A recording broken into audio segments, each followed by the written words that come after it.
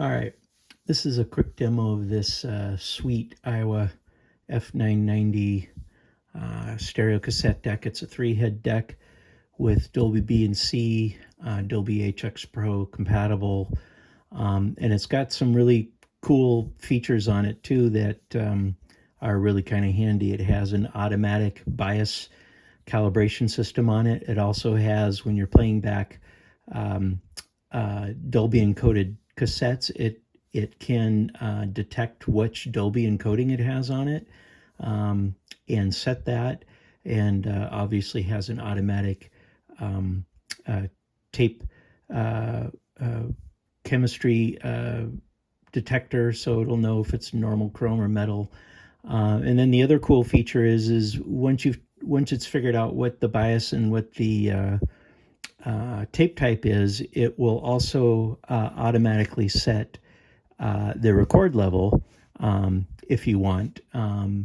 It's not perfect, but if you play enough of the material, it will set it so that you can basically do everything automatically on this deck. So the first thing I'll show you is I'll do the calibration procedure. So I've got a fresh tape in here. It's going to go past the leader, and now it's looking at the bias, so that flashes as it runs some signals through the tape.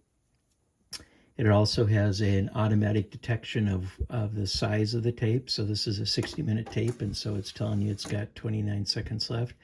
But it did the bias, cal, and EQ, and so it says you're ready.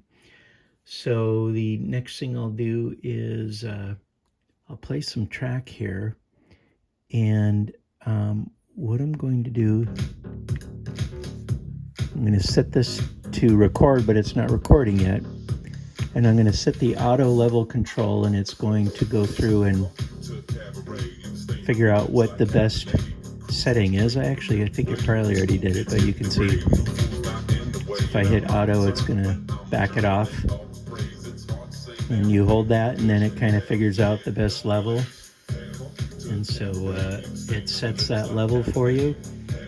And so what we can do is just do a quick sample recording and go through what goes to tape and what is coming through the source, so you can kind of hear that. I'll set it for Dolby C, and we are ready to record. So I'm going to hit record, and as soon as the leader gets out of the way,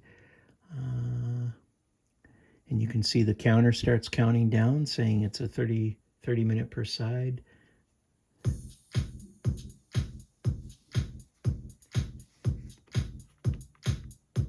So that's the tape and source.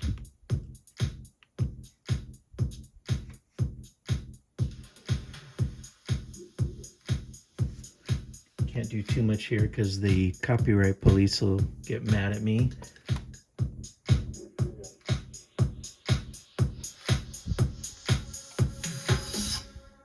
So nice and crisp. That's source. That's tape. Anyway, I don't want to get the copyright police in trouble here, but anyway, so that's that. I'll hit stop, verify that fast forward is working great. And rewind is working great. And it does have a music search system on it. You can select your tape counter from minutes to just a standard linear counter.